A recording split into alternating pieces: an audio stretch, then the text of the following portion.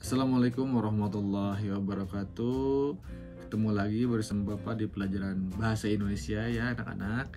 Nah, kali ini kita akan membahas mengenai materi puisi ya. Tentunya kalian pernah mendengar atau pernah menyajikan dalam bentuk tulisan atau dalam bentuk pembacaan dalam sebuah puisi ya. Di materi-materi sebelumnya, entah itu di SD ataupun di kelas 7 ya. Nah, hari ini Bapak di video kali ini akan membahas mengenai teks puisi. Oke. Nah, kompetensi dasarnya adalah mengidentifikasi unsur-unsur pembangun teks puisi yang diperdengarkan atau dibaca. Kemudian menelaah unsur-unsur pembangun teks puisi yang diperdengarkan dan dibaca. Tujuan pembelajaran dalam video kali ini adalah diharapkan siswa mampu mengetahui pengertian teks puisi, dapat menjelaskan unsur-unsur teks puisi, dapat menjelaskan unsur-unsur pembentuk teks puisi, dapat menjelaskan unsur-unsur pembangun teks puisi yang diperdengarkan dan dibaca, kemudian membuat kesimpulan tentang unsur-unsur pembangun dan makna teks puisi yang diperdengarkan dan dibaca.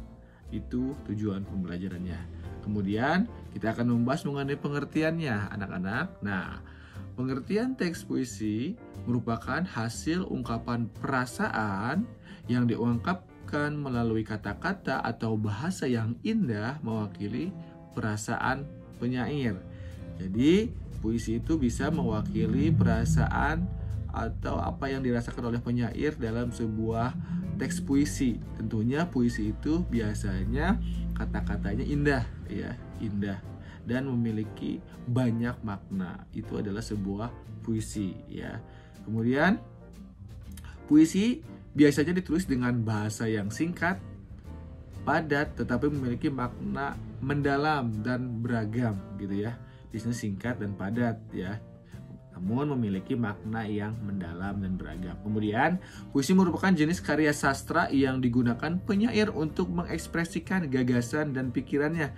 Jadi seorang penyair itu bisa mengekspresikan sebuah gagasan dan pikirannya yang dia rasakan dalam sebuah tulisan kata-kata yang indah berbentuk sebuah puisi. Itu anak-anak ya. Kemudian biasanya dalam penyajian puisi itu ada dua jenis penyajian. Yang pertama bisa disajikan menggunakan tulisan, kemudian bisa juga disajikan menggunakan atau membaca puisi. Dalam membaca puisi tersendiri ada 6 bagian. Yang pertama ada pelafalan, ada intonasi dan tempo, ada sikap, ada mimik atau gestur, kemudian ada volume suara dan kelancaran atau kecepatan dalam membaca. Itu adalah dalam penyajiannya.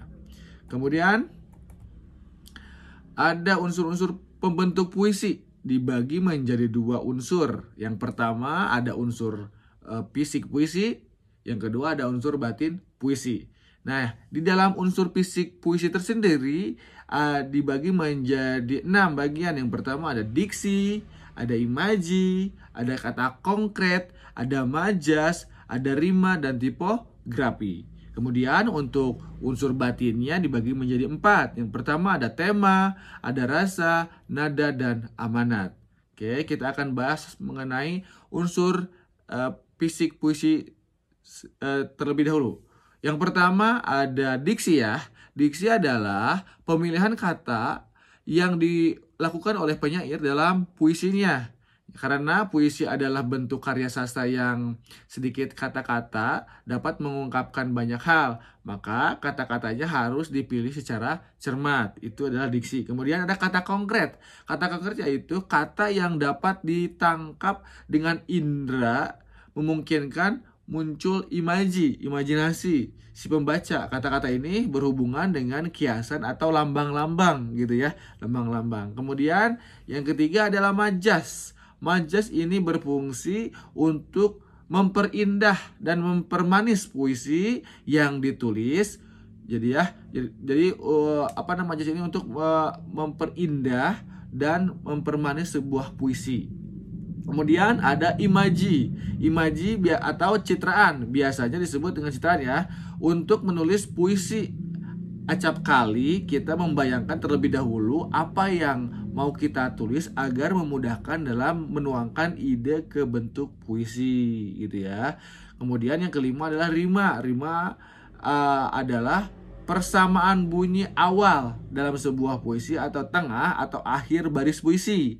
Biasanya ada persamaan kata-katanya, bunyinya gitu ya.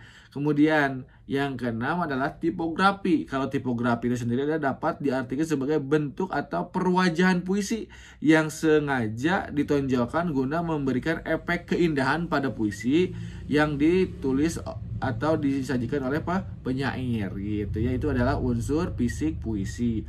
Kemudian yang selanjutnya unsur batin puisi. Di sini ada 4 unsur batin puisi. Yang pertama ada tema, ya, ada nada. Yang ketiga ada perasaan dan yang keempat adalah amanat.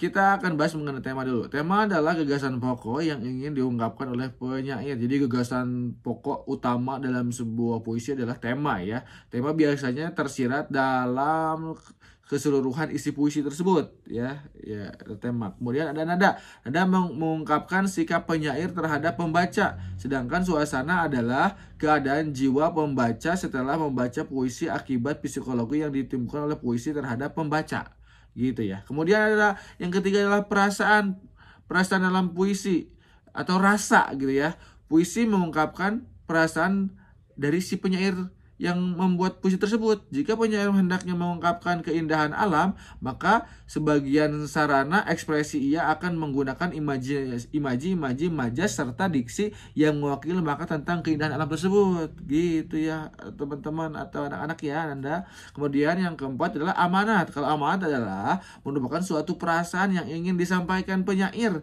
dalam sebuah puisi. Nah, ada pesan-pesan yang tersirat dan terkandung dalam sebuah puisi tersebut yang ingin disampaikan kepada pembaca. Itu adalah amanah.